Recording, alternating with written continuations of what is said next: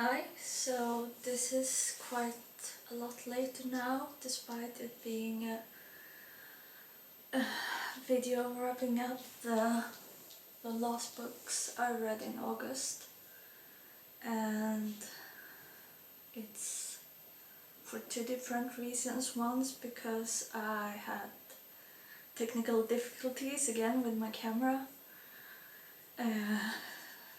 It like shuts off despite me not wanting to, so we'll see when I will want to buy a new one. But also the work stuff that I've been discussing, the anxiety about starting work, and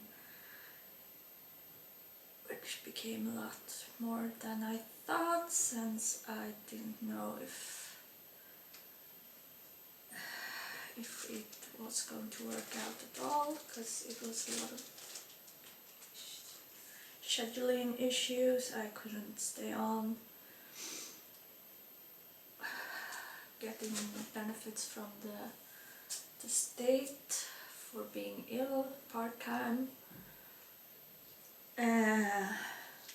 but I couldn't go on working at that job in that extent that I used to in order to like pay bills, so that's great. So I'm now still working there. I've had a few days working now, and will search for another one which I can like fit in with them together. But yeah, a lot of things.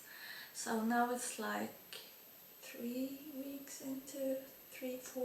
into September, and I can't really remember everything I talked about that wasn't included.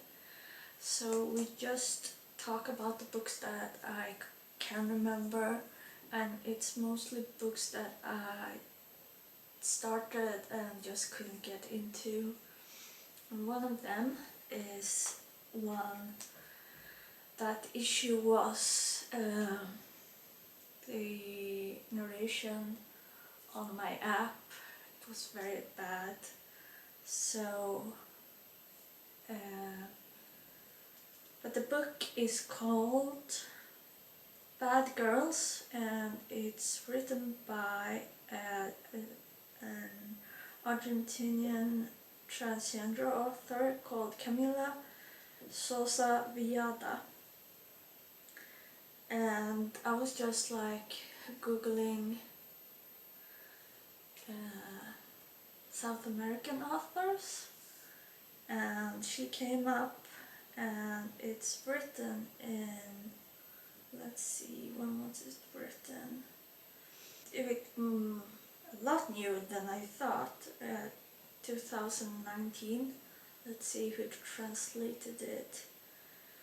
In Swedish it's called Nattdjur, Linnea Rudström, and basically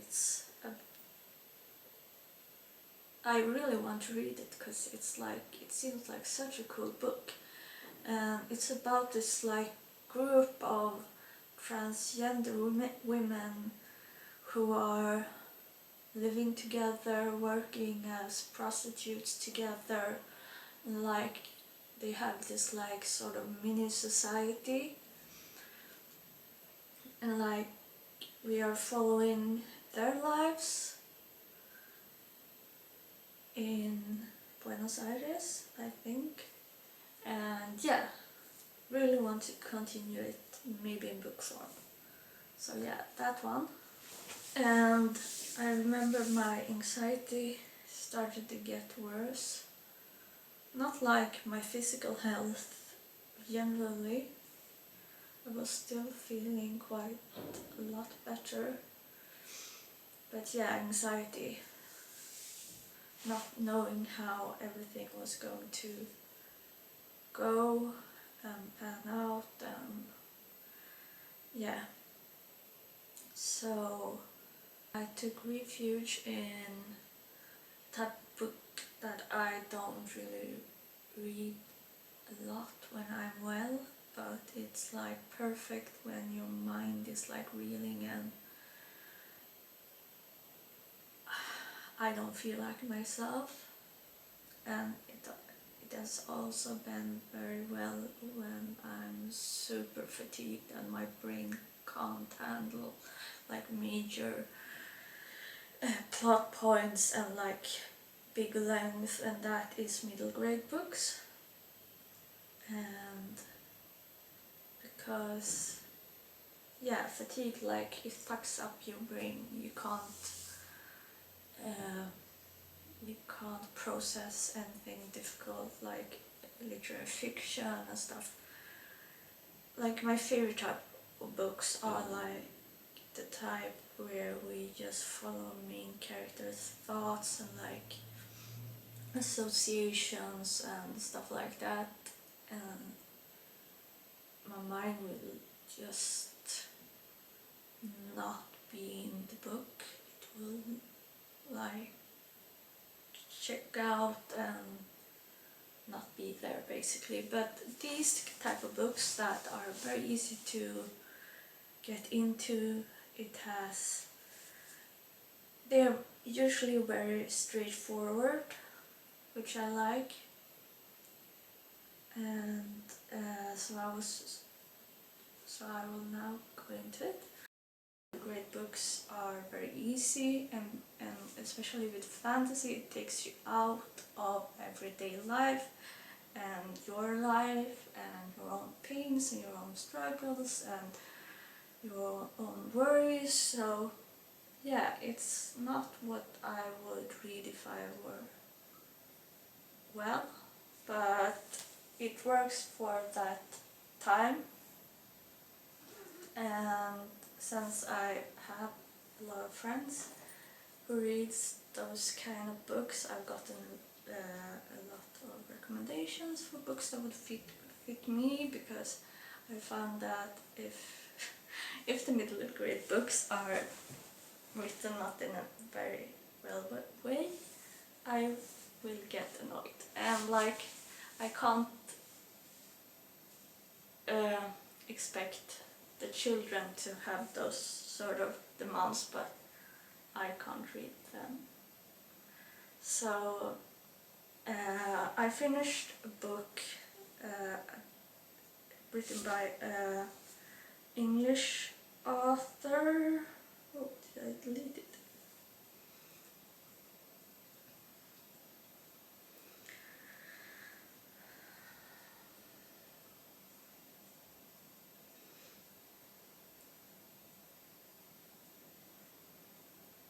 It's written by Kiran, Millwood, Hargrave.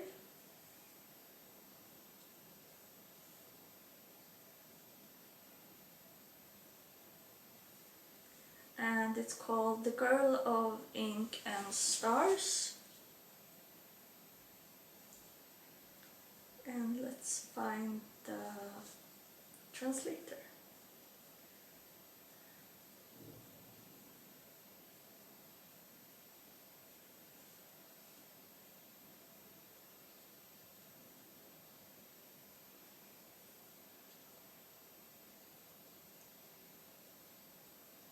Hanna Williamson is her name. So yeah, and I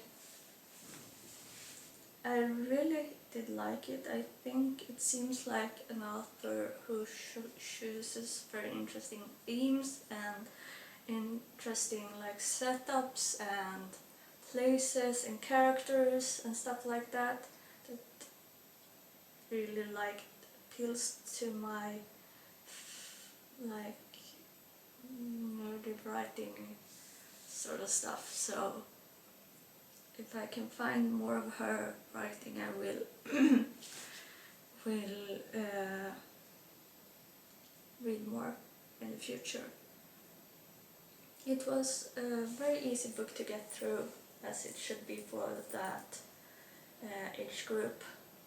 And yeah, then I reread Coraline, which does not fit into this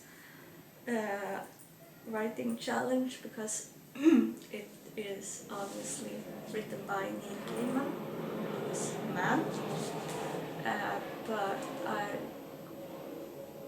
reread it because I needed more like middle grade books, so yeah.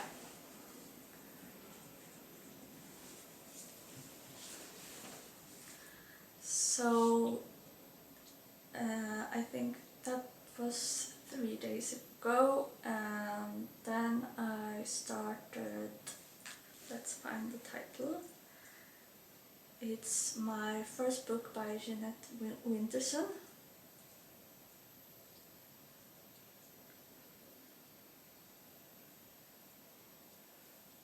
Who is an author I've been wanting to read for a very long time. And I thought that doing something, an essay collection or a memoir, would like surpass the sort of issues I've been having with adult fiction lately.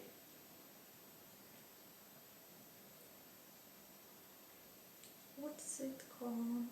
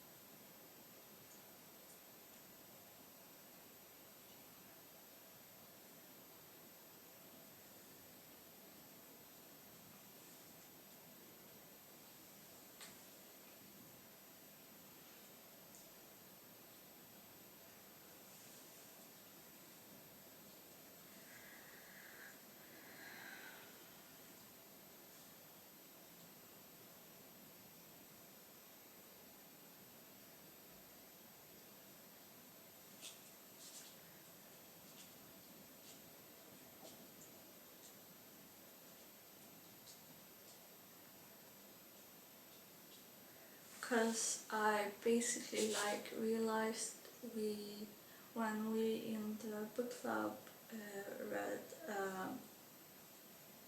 an essay collection, we always, when we do a sort of collected what is everyone's suggestion for this on book, I looked through there and I had put this one up, and it's Art Objects, translated by Ulla Rosén. So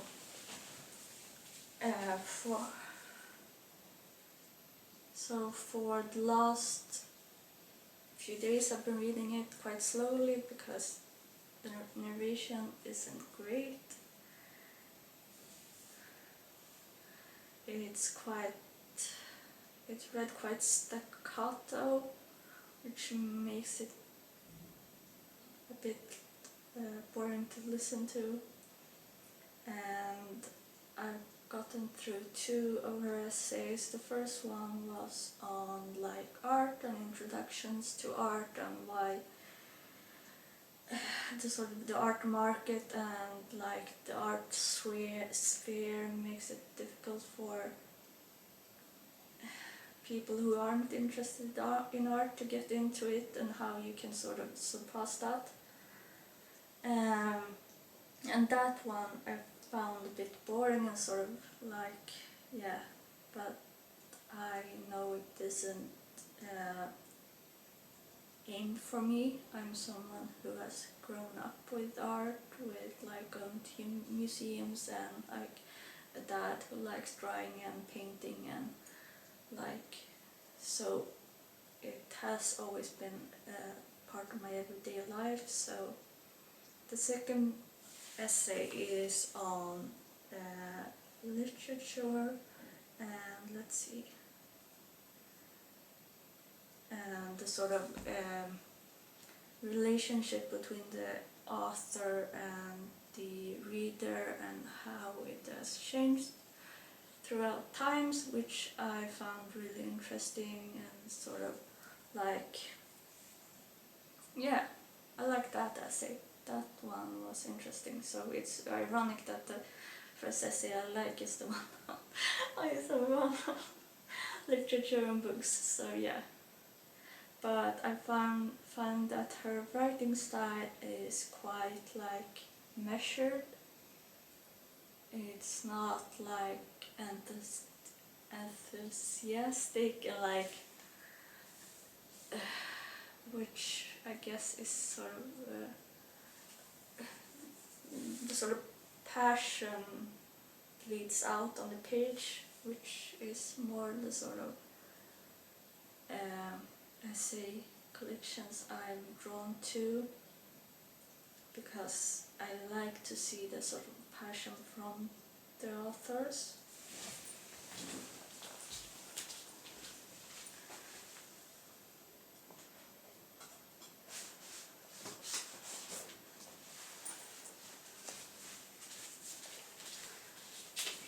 So the obvious comparison is The Art of Cruelty, A Reckoning by Maggie Nelson,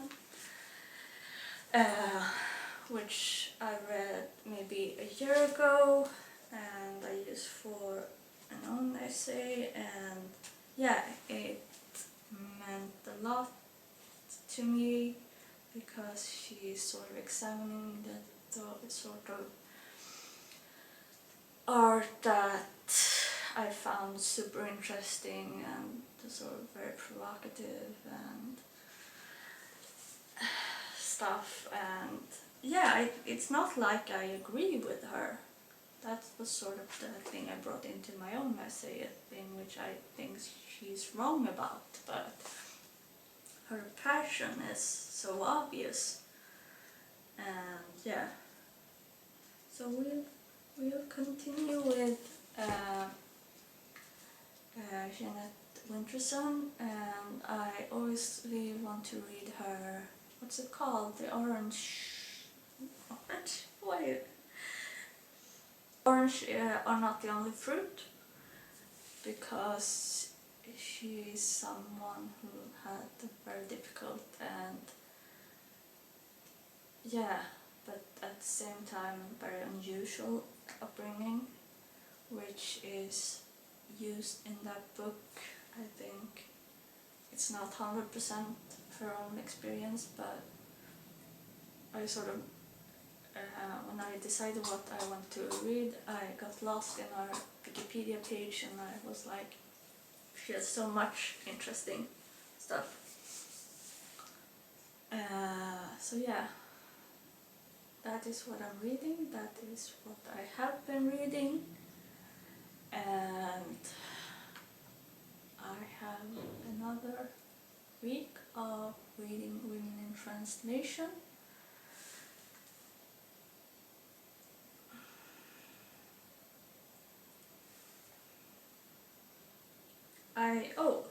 I forgot another one that I started to read and read like 10% of,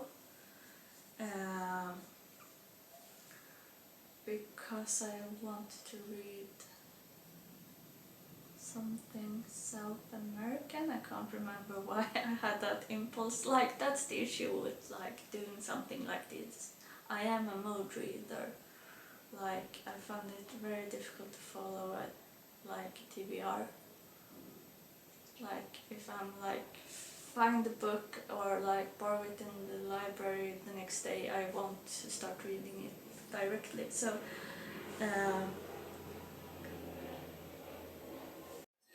representativt årsbästa. Hans personliga rekord är ju mycket bättre. Han ramlade i Florens och han bröt i Lausanne. Ja. Och det var ju samtidigt därför så är det... Hi, I realized there was something I want to talk about, because I've been having like on and off like headaches and migraines since Sunday, and today it's Thursday, and yeah, it's something I've been struggling with for a long time, so it's nothing new for me. But yeah, one of the things that I really like for it to help is my tense machine, which I just place on the, can't remember what the muscle is called. Is that the trapezius muscle? That one? Yeah, I know that that muscle is always very tense on me, and then like on the top of my shoulder blade, like meeting up on my shoulder, and that can usually lower it some. The other two things I find helpful is, okay, so I went and got them. It's these different like creams.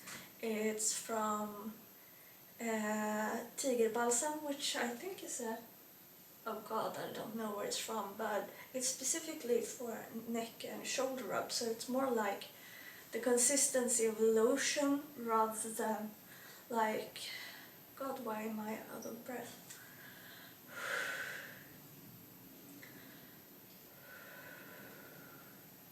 Rather than the sort of thick, almost like fatty consistency of normal Tiger Balm.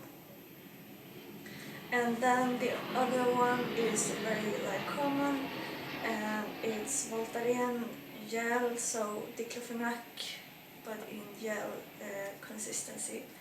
I found that with my like weather, yeah, whatever pain it is, normal like pain medicines over the counter does nothing. Ibuprofen, paracetamol, but I found that the gel of this helps for some, for both like muscle and joint pain, and also with like shoulder and neck stuff. The problem is I have with these two, especially when it's like connected with migraine headaches, is they have this quite strong scent, which is like a medicinal scent. It's not like perfumed, but I can't stand it. I'm very sensitive to scents. I like for my whole like childhood and teenage, like I can't stand like perfumes. I barely wear perfumes myself. I don't wear perfume stuff because it gives me headache or migraine. And like if my mom and I would go out together in the past, she would have to not wear it. So yeah, I hate that. So this is, I like them, but it's problematic when I'm having headache, migraine. And I was actually thinking about this just the other day, so yeah, it must have been Monday when it was the worst. I was thinking of asking, because I'm meeting with a physio in September, and we're going to discuss doing warm water, like warm water therapy, which I'm really excited to try out. Since I talked about it in the past, my feet are one of my worst pain areas, except for neck and shoulders. So like walking and stuff can be problematic, and since I'm going to start working at the same time, it means that I have to work and not in the like walking pace that I'm choosing. So I thought that like doing some sort of activity that still means getting off my feet would be a good idea, and like it's something that is recommended for fibro, and I love swimming and I love being in water and I miss it.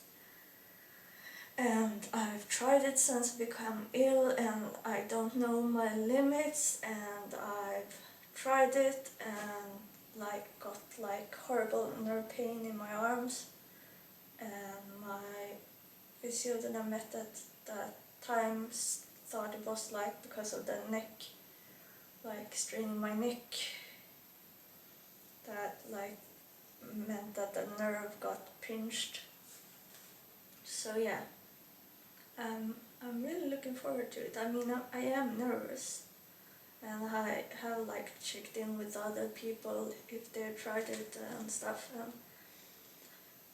And oh, and also when we're talking about pain and stuff, I had a call with my pain doctor, probably the last call. But he still has high hopes for gabapentin, and yeah, I guess he's right to some degree, because like still in the last few times when I've been out walking, my pain has been better. But like it's the whole thing with the boiling frog metaphor, like when something is like going up, such as pain, or going down, it's very hard to like sense if this is how it's been all along, and like see things that are becoming different. So he said like continue it for 4 to 6 months, and I guess if that doesn't work, I have to go to my usual health clinic and ask for something else. So yeah, that is an update on pain and pain stuff, pain medications. And yeah, I remember that I wanted to talk about this because like I said, pain stuff, but also I just saw this stuff. Can I find it again? On Instagram, on EDS and migraines.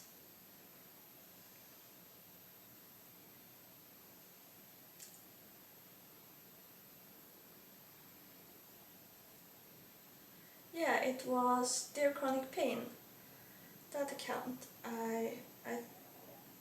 No, it was Kelsey's migraine, which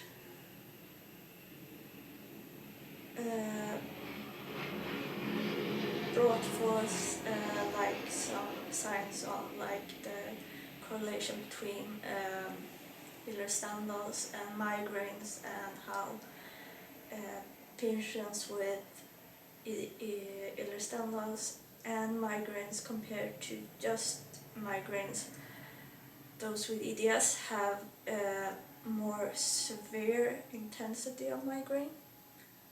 And I think like severity and comparing and like rating your pain is something I'm very interested in. Like I talked about before, like the language and the difficulties of language, and like rating your pain is something very, very difficult, because like you can only compare it to the worst thing that you experienced, and like for example, the worst general pain I had was period pain, like I felt like I couldn't breathe, that type of pain. But different types of pain feel differently. But also, should you compare it to like the worst type of pain you can imagine, yeah, there's like a whole host of things there. It might be something I would want to write about in the future, because I find it interesting and stuff. But this post also talked about treatments, and I'm like always interested and always liked checking out what people write about treatments for pain and fatigue and fibro and EDS and migraines and all the different stuff I suffer from. And so the treatments here mentioned are low dose, not LDN, I don't know how to pronounce it, disability aids, cushions, compression garments, braces, and oxygen therapy. I was actually looking into compression garments for shoulders just the other day.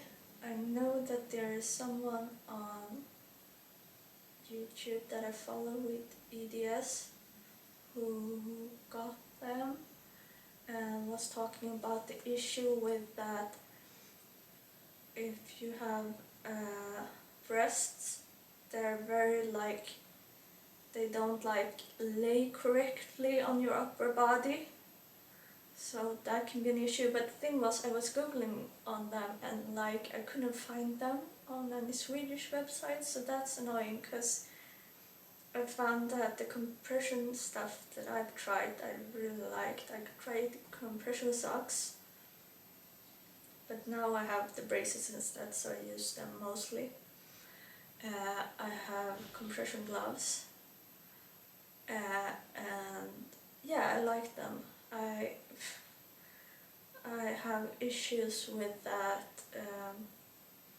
both like those harder sort of type braces you can use for your wrist, and these I can find that they cause numbing in my hands, which is ironic because they meant to stop that, but they stop my numbing and instead like cause another one. Yeah. So yeah, I would like to try it, but I have no idea if I can find it.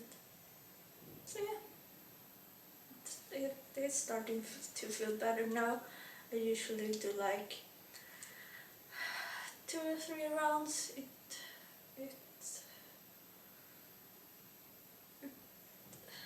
depends. I sometimes wish that I like to shave all my hair out so I can put them like higher up on the neck, like precisely where like the skull starts, because that's also usually very, very sore, and I have very sore, like, yeah, my hair is very sore today, but yeah. Bottom. Okay, hopefully I don't like the other two. Remember when I spun in a circle like 5 minutes ago? I'm still dizzy from that. But this one's cute too. Dang it. With a little like white sneaker moment.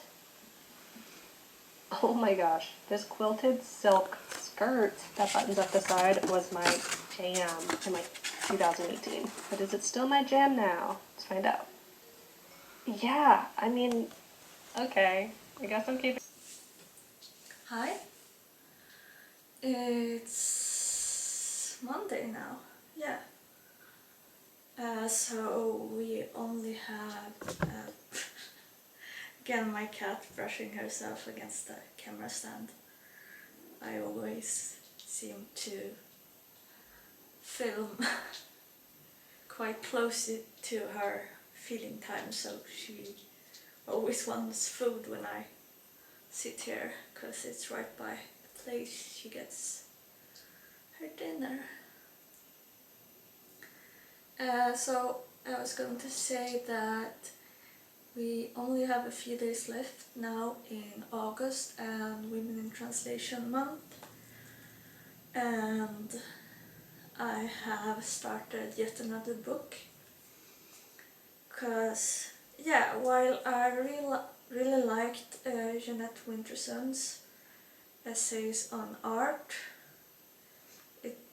the way that, because the audio wasn't very thrillingly, excitingly read. Like I said, quite staccato, and the same with her writing style. I wasn't like always couldn't wait to start reading it or listening. I thought I was inspired, I should say. I know that Siska from And They Read and CJ, I know that Siska from And They Read had, I think recently this month or last, talked about reading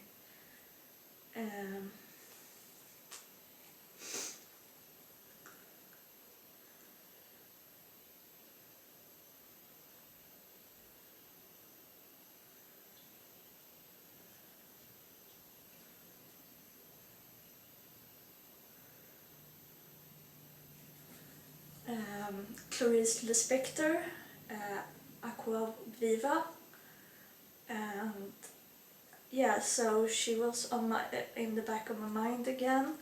And then CJ Reads posted the cover of another book of hers, and the cover was great. It was such a gorgeous cover. And so I was like, yeah, I want to read Clarice Lispector, because I tried with one of her books, around a year ago, I say. That time we had a general election here in Sweden, and I was working with it. I was collecting votes. So we have 3 weeks before the election. You can vote beforehand, and so I was a part of that. Previously I've worked on election day, receiving votes, and 2 or 3 times?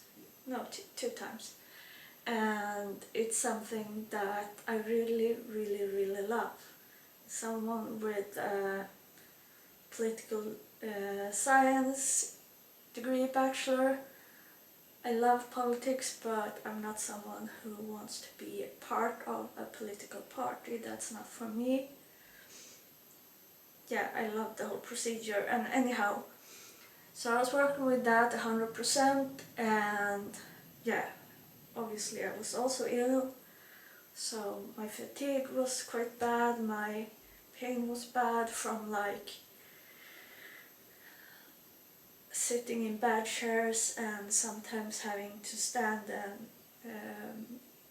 and like helping the voters and keeping an eye on the stands where they vote and where the ballots are, and yeah, stuff like that. And on top of that, obviously, brain fog. So I was reading Ocean Vuong's latest poetry collection, and I also borrowed Autobiography of Death. I can't remember the name of the author. And I borrowed a book by Clarice Lispector, because the thing was, the election place where I worked at was a library, and it was the library where I used to go to when I grew up, and still go to quite a lot because I live close to it. So it's close to my heart and nostalgic and all of that. And now I know a lot of people working there, and yeah, so yeah, it was basically great, but I couldn't read a lot during or after, because it took a lot from me and I crashed after. So I tried with Clarice Lispector, but couldn't really get into it because of the brain fog. So now when I saw CJ Reads, I wanted to I wanted to give it a second chance for me. So like, yeah, 3 days ago I think, before I was going to go to bed, I started listening to her, Aqua, Viva, like I said, and I instantly fell in love with it. It was very, very obvious that it was a sort of perfect book in my eyes. It is internal, it feels like an internal monologue, but the way it is structured, it also seems like this person, a woman, writing or like recording a sort of message for this man that she has a relationship with, a sexual relationship with, and it's so intense, it's so like a lot, it's so dense in the language, it's very much prose poetry, I say, in the sort of language it has. Yeah, it's sort of perfect for me. I wrote some notes about it, about the metaphysical and existential subjects in life, art, creating life and being born. That is something, it's very metaphysical and existential in its themes, but it relates to life, art, creating life and being born, and how I say that the metaphors are very much relating to science, which is interesting. It's not something we see a lot in literature, and especially like poetry, prose poetry and that sort of thing. It reads as one long poem. It's very, very sensual, and as I said, as it is towards this man, and it relates to her relationship with him, it also has to do with sex and sexual feelings and the feelings of an orgasm, and it also has this sort of repetitious aspect of it, with placenta, adagio, so placenta as in being born, relating back to that, adagio as in relating back to art, and I had to Google it because I couldn't exactly remember what adagio was in classical music, but like the slower parts in orchestral and classical music. So I've read, as it is now, let's see, 62%, and it's a very short book, just under 3 hours, and I read 2 of the 3 parts, and every time that I'm going to go to bed or just rest or can't sleep, I can't help but to put it on, because it is so intense, so dense, so hypnotic. It's very like helpful to sleep, like to turn your brain like sleepy too, but because I'm reading it at those sort of moments, I'm not like noticing everything, so I do what I sometimes do the first time I read a poem, or like very intense experimental literature, which is just flow with it. not like trying to analyze everything, pick everything up, just like flow with it and like get the feelings of it. And yeah, it's really working for me, but it also makes me want to buy it, to then read it again and like makes notes and like, yeah, pick it apart, because it has so many interesting themes that are close to me and important to me. And yeah, and I can, and by saying that, I have now read I have read one of her other books. Is it called Living Star? Hold on. The Hour of the Star. And I thought it was quite good, but obviously, like, when you read two books by the same author and you start with the book that is considered the greatest and that you just love more than anything, the other book will just not compare to it as much. But yeah, it was still really good. And then I'm now reading in a bit of a slower pace The Passion According to J.H.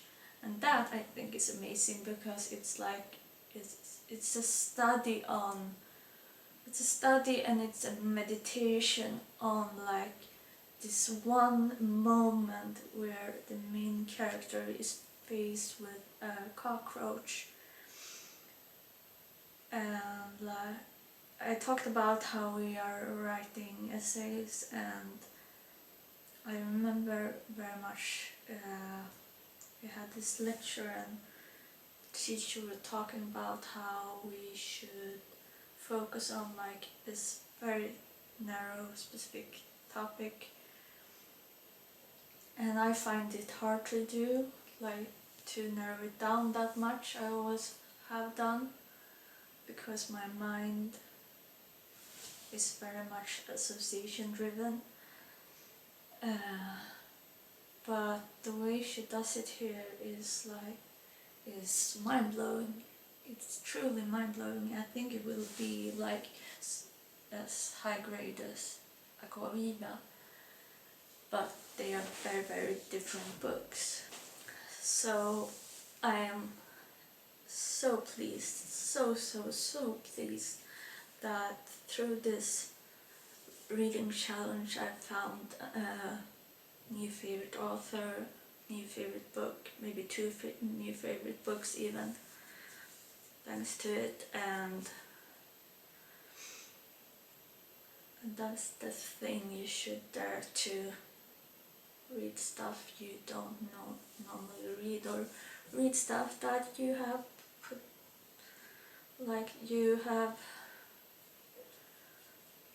said that, yeah, I will read it in the future. Sorry, I'm itching myself. I have like mosquito bites and like all over my body. I was in the Stockholm archipelago this weekend, and mosquitoes and ticks were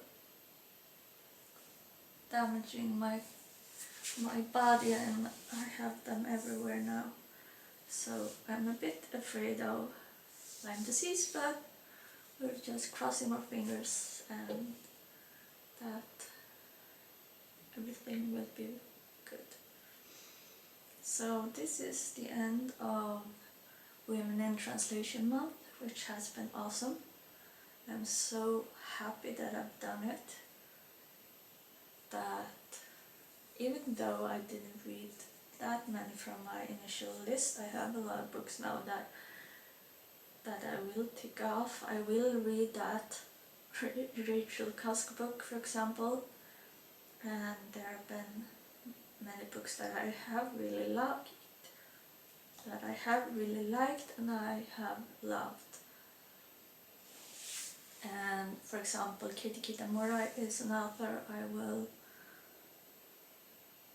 read whatever she will come up with next. So yeah, thank you for watching.